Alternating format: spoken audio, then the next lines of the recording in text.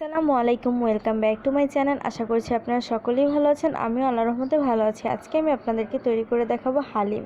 তো আমি এখানে গরু মাংস নিয়ে নিয়েছি। এখন আমি এখানে হালিমের মশলা দিয়ে দিয়েছি আর দিয়ে দেব 1 কাপ তেল।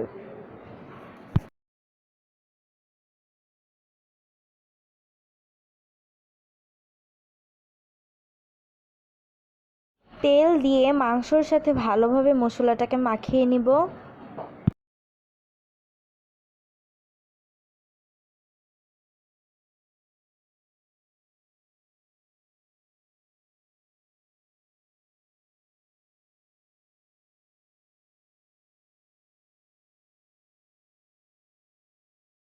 মশলার সাথে মাংসটাকে মাখানো শেষ। এখন আমি চুলোয় বসিয়ে দিয়েছি। এখন আমি এখানে 1 কাপ পানি দিয়ে দিব।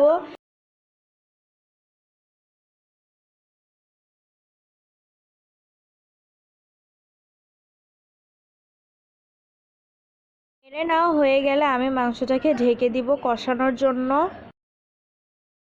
একটি হাঁড়ি নিয়ে নিয়েছি। এখন হালিমের প্যাকেটে থাকা ডালটা ঢেলে নিব।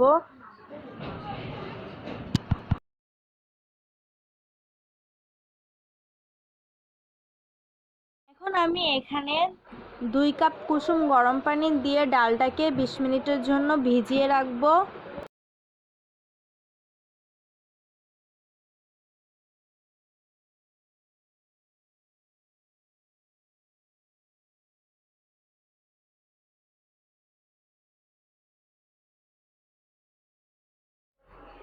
দশ মিনিট পরে আমি গরু মাংসটাকে আবারও একটু নেড়ে নিচ্ছি।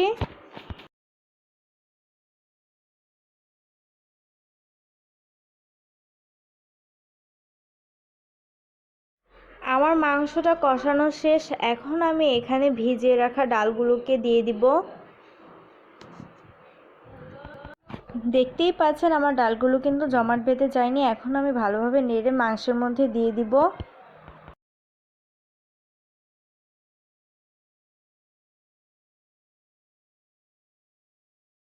এখন আমি এখানে 1 কাপ পানি দিয়ে দিব। হালিমটা হয়ে যাচ্ছে। আমি এখানে স্বাদ মতো লবণ দিয়ে দিয়েছি। আপনারা আপনাদের স্বাদ অনুযায়ী দিয়ে নেবেন। এখন একটু নেড়ে নিব।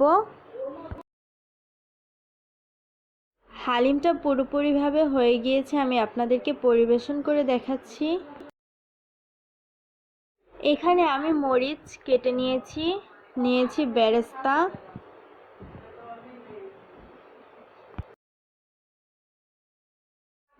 নিয়েছি লেবু।